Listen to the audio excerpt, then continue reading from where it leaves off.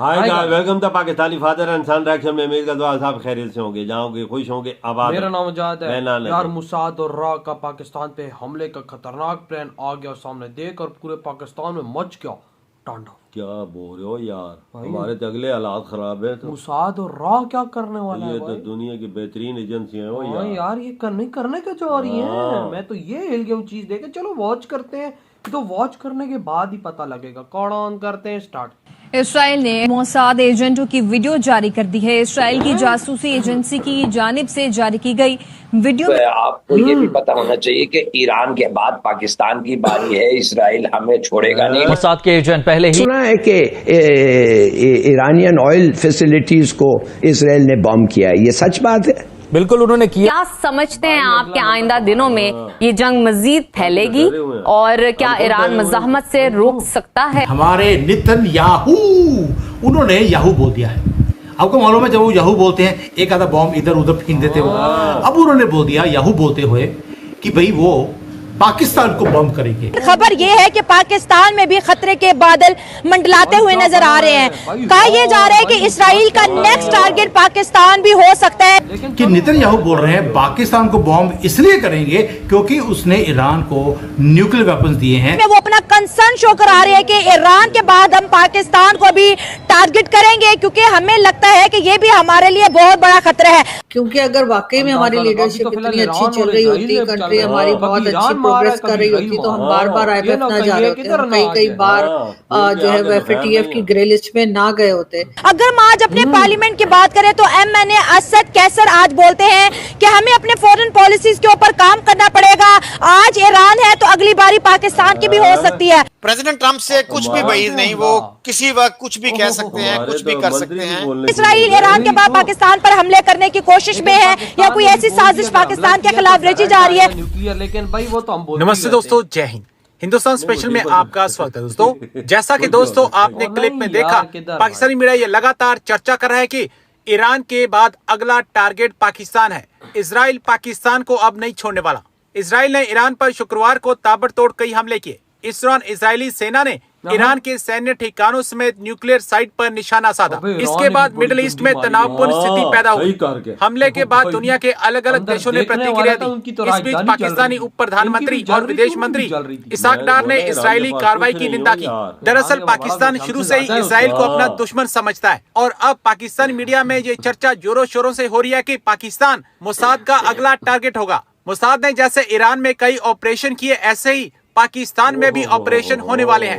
दरअसल मोसाद ने ईरान और हमास की लीडरशिप को बिल्कुल ही खत्म कर दिया है और अब मोसाद पाकिस्तान की तरफ बढ़ने वाला है। पाकिस्तान मीडिया चर्चा कर रहा है कि मोसाद और रॉ मिलकर पाकिस्तान की बैंड बजाने वाले हैं। इसराइल ने ईरान के ऊपर हमला करके पूरी दुनिया को बता दिया है कि वो ईरान को कभी भी एटमी पावर बनने नहीं देगा। लेकिन खबर ये है कि पाकिस्तान में भी खतरे के बादल मंडलाते हुए नजर आ रहे हैं।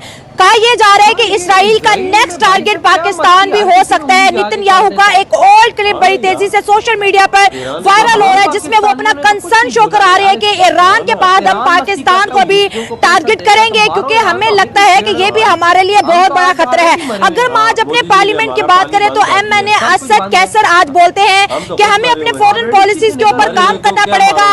आज ईरान है तो अगली बारी पाकिस्तान की भी हो सकती है। हमारे डिफेंस मिनिस्टर ख्वाजा आसिफ का बयान आपके साथ शेयर करते जाए। ख्वाजा आसिफ ने कहा है कि मुस्लिम उम्मा इकट्ठी हो जाए, वरना एक के बाद एक मुस्लिम कंट्री को इसराइल का सामना करना पड़ सकता है। इस वक्त इसराइल जो कि 1 करोड़ से भी कम पॉपुलेशन वाला मुल्क है, 4 अरब के मुसलमानों के लिए खतरा बनता चला जा रहा है। पाकिस्तानी अवाम का मुराल देखते हैं कि इंडिया के बाद वो इसराइल को फेस करने के लिए तैयार है। क्या वाकई इसराइल ईरान के बाद पाकिस्तान पर हमले करने की कोशिश में है या कोई ऐसी साजिश पाकिस्तान के खिलाफ रची जा रही है? हमारे नेतन्याहू, उन्होंने याहू बोल दिया है।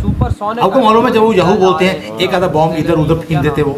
अब उन्होंने बोल दिया याहू बोलते हुए कि भाई वो पाकिस्तान को बम करेंगे। अब ये न्यूज़ कंफर्म्ड है नहीं है मुझे नहीं मालूम, लेकिन ये ट्विटर के ऊपर राउंड्स मार रही है और कई जगह पे इसको कवर भी किया गया है। क्या है कि नेतन्याहू बोल रहे हैं पाकिस्तान को बॉम्ब इसलिए करेंगे क्योंकि उसने ईरान को न्यूक्लियर वेपन्स दिए हैं और नॉर्थ कोरिया को भी दिए हैं। आप सोच के देखिए, ये नेतन्याहू बोल रहे हैं याहू बोलने के बाद। आपको याद है लास्ट टाइम जब उन्होंने याहू बोला था तो गाजा का बाजा बन गया था, फिर उन्होंने याहू बोला तो ईरान का पता नहीं क्या हो गया है। अब पाकिस्तान का नंबर, दूसरी बात, पाकिस्तान में भी कई ऐसे महान लोग हैं जिन्होंने अपने पूरे प्लान्स बता दिए कि किस तरह से वो इजराइल को बॉम्ब करेंगे और उसको नष्ट करेंगे। और ये जो आदमी है, इसके ऊपर बात करेंगे सारे मुद्दे के ऊपर कि अब ये युद्ध पाकिस्तान ईरान के बजाय ये पाकिस्तान और इजराइल के साथ होता हुआ दिखाई देता है। अब बात करते हैं मजे के साथ, चुटकियां लेते लेते मंजरी जी के साथ कि मंजरी जी, ये आसिम मुनीर जो बुर्का डाल के रजाई के अंदर छुप के, वो भी बंकर में बैठा हुआ था, अब मोसाद से कैसे बचेगा? पहले तो गर्व के साथ जय सिया राम। मंत्री जी, ये भैया प्लीज, आसिम मुनीर की जो वो होती है ना वैलिडिटी, जो उसका यूजफुलनेस होता है, वो पूरा हो चुका है। Asim Munir is a burden, और ये चीज याद रखनी चाहिए जियोपॉलिटिक्स में, जो बर्डन होता है ना वो उतार के फेंक देते। तो भाई साहब को उठा के फेंक दिया गया, इनके सारे आका पूरे हो गए, ये अपनी वैलिडिटी इनकी एक्सपायर होती है। हम लोग पहले ही कह रहे थे एक्सटेंडेड वारंटी पे चल रहे हैं, वो एक्सटेंडेड वारंटी भी पूरी होने के तहत। अब पाकिस्तान ने जो हेल्प की थी ईरान को, तो पाकिस्तान भी जाएगा।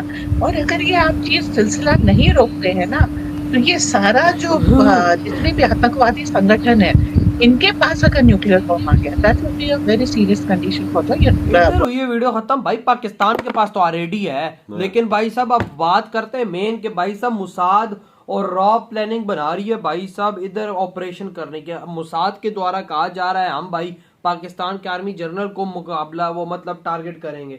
यार हम पाकिस्तान में रहते हैं, हमें पता है क्या सिचुएशन है यहाँ पर भाई साहब। मुनीर को मैं कहता हूँ कोई छू नहीं सकता, तो भाई साहब मुसाद आके उसको हिट कर जाएगी, ऐसे कैसे हो सकता है? वो बच्चों वाले मुसाद बातें कर रहा है भाई साहब, किसी देश में आके तुम ये काम करोगे तो तुम अब अपना हाल देख लो, किस तरह से ईरान तुम पे मिसाइल दाग रहा है, खुद भी खत्म हो रहा है और तुम्हें भी खत्म कर रहा है। जिसके पास कुछ नहीं था बोलते थे कुछ भी नहीं होने देते, क्या उड़ा दी इसराइल। वही ना, इसराइल ने भी देखो उनकी उड़ाई है, मैं ये नहीं बोलता, लेकिन ईरान ने भी उनकी बजाई है, और ऐसी बजाई है कि उनका आयरन डोम फेल कर दिया है। यार आयरन ड्रोन अगे 50 जा रहा तो आयरन ड्रोन क्या करेगा? वो 4, 5, 6, 7, 10 को पकड़ेगा, 30 को पकड़ लेगा, फिर 10 तो जाके लगेंगे। सारी बात। और वो जो 10 तबाही जो कर रहे हैं वो सबके सामने है, बिल्डिंग की बिल्डिंग उड़ रही है।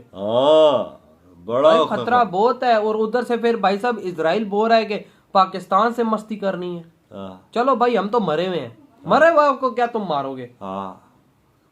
तो मरा हुआ कि रोड भी खड़ा होता है। क्या पता भाई, इधर हम ऑलरेडी मरे हुए हैं यार। क्या मोदी जी ने हमारा पानी बंद किया, हमारा खाना पीना बंद किया, हमारे साथ हम कहीं के मुंह खाने के काबिल नहीं है भाई। हमारे छोटी मोटी दवाइयाँ आती थी वो भी बंद कर दी। हम तो मरे हुए ऑलरेडी यार, मरे हुआ को क्या तुम मारोगे इसराइल वालों?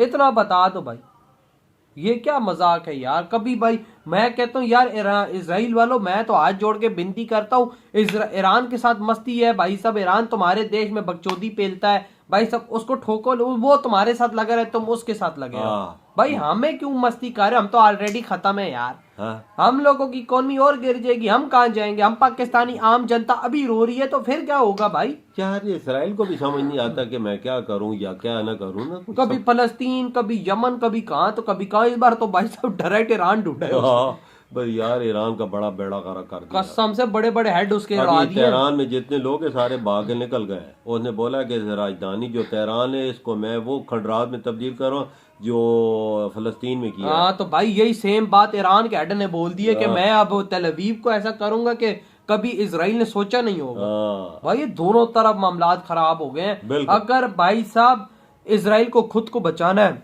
तो भारतीय आकाश और पेनाका को उसको लेना पड़ेगा। अगर उसने खुद को अपनी जान ईरान से बचानी है, अदरवाइज उसके हाइपरसोनिक मिसाइल उसको भी उड़ा देंगे। मैंने तो देख लिया है कि जो आयरन ड्रोन है ये बिल्कुल खत्म है, हमारे कागजों में इसको फेल हो गया। मैं मानता था कि ईरान की मिसाइलों को रोकता। हमारे मिसाइलों को इंडिया ने कैसा रोका है? आकाश ने रोका है, पेनाका ने रोका है। ये सच है, ये रोका है उन्होंने। उधर वो नाकाम, यानी भाई साहब भारतीय आकाश आयरन डोम से ज्यादा ताकत। तो भाई आपके क्या थॉट है? वीडियो तुम करते तो